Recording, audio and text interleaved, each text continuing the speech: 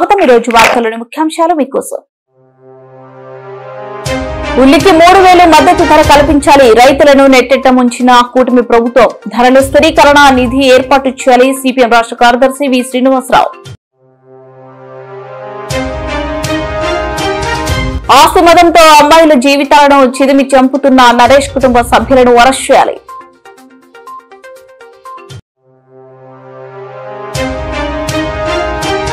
Kurnool socio హోటల్లో regional pulmonology update 2025 సదస్సు.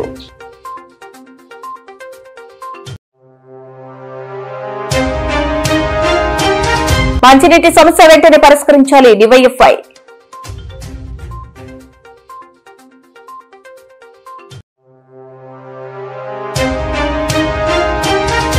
Pending లో ఉన్న ఫీజు రియంబర్మెంట్ వెంటనే విడుదల చేయాలి. సకాలంలో డిగ్రీ అడ్మిషన్లు పూర్తి చేయాలంటూ డిగ్రీ కళాశాలలు బంద్.